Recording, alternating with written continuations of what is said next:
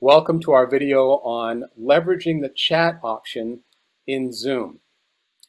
One of the features that I think many people don't know can meet multiple needs is the chat feature. It might be that as a facilitator of a meeting, particularly with lots of people, you might want folks to remain on mute. And that can be the default, and at any point, the facilitator of the meeting can mute everyone. They can go to the participants tab and they can mute all.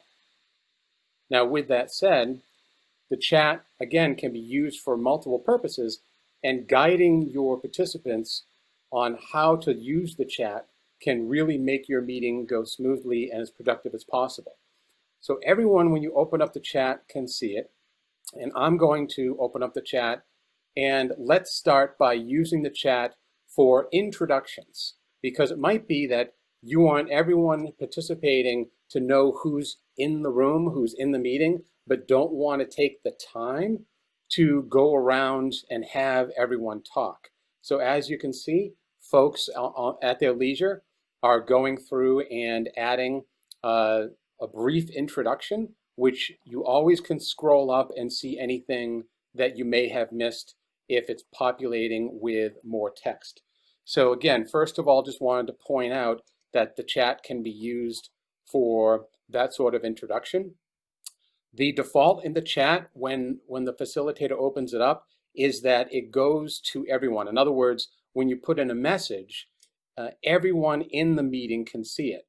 But perhaps you might want to send a private message to someone who is in the meeting. So for example, I'm going to click Christina, and you'll see that it says privately, and I might say, are you ready to co-host? In other words, perhaps I talked to her ahead of time that I'd like her to take on some sort of co-host role in the meeting. I just want to make sure she's ready to go. And if she sent a message back to me, which she's typing right now, only myself and Christina would say that. You see it because I'm just recording the screen.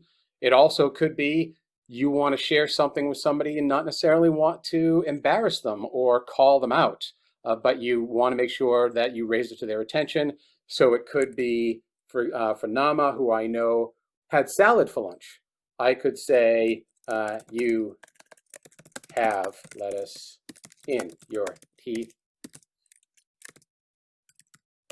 And that way, instead of embarrassing Nama in front of the whole group, I just let her know, and I only embarrassed her instead in front of the many people who are going to watch this video. So thank you, Nama, for letting me do that. Now, with that said, what I will do is go to everyone in the meeting. So again, if I'm typing, it's important for anyone in the meeting to make sure that you know who it's going to. Could be embarrassing if you go to send a private chat to somebody and everyone in the meeting sees it. As a facilitator, you might also decide that you don't want everyone to have that ability. So you can see here that you can control it by saying the participant can chat with, and it could be everyone publicly and privately, just the host, or you can just eliminate the chat function altogether. That's a decision as the facilitator. I think that the other ways you can leverage are really important to consider as well. For example, it might be that I want to have a common understanding of a piece of information, whether that be, let's say, it could be a website, where I'm talking about a website, and instead of saying to them, you know, everyone, you should go visit the Agile website, I can go and grab the URL of the site, go back and click on, there's my Zoom session, paste it in, and now everyone has that URL. And it could be that I ask them to open it up, and if they click on it, the Zoom session doesn't end. It's just that they get to now see live the website that I had shared. And at any point, I can just go back to Zoom by clicking on the Zoom icon. It also could be that perhaps I want to share a file.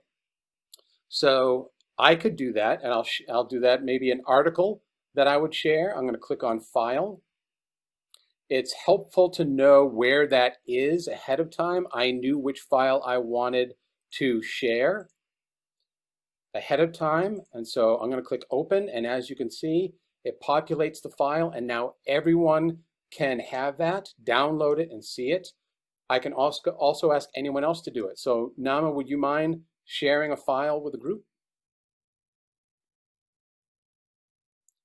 So what Nama just did is she shared it privately with me, as you can see. So thank you for that. And I'm going to just remind her to share it with the entire group. So she's going to change and have it go to everyone. And there it is. It is a PowerPoint slide, a PowerPoint presentation that they can then open and download. They also can open and view. So those are some of the great ways to leverage that feature of the chat option. So again, it's really great in terms of sharing content and drawing attention to something for the whole group. And lastly, what you can do is you can click Save Chat, and it will download as a text file everything that happened in the chat during the session, and that can be shared. So again, that could be used as a study guide. That could be used if people are worried about frantically writing down, taking notes. You could say, don't worry, I'm going to make everything that was in the chat available. So those are some of the key features of using the chat as part of the Zoom experience. We hope you join us for the next video. Thank you for watching this video on leveraging the chat feature. Please be sure to check out our related videos on utilizing Zoom listed here. For additional information on academic support resources and strategies, visit us at usm.me.edu/agile.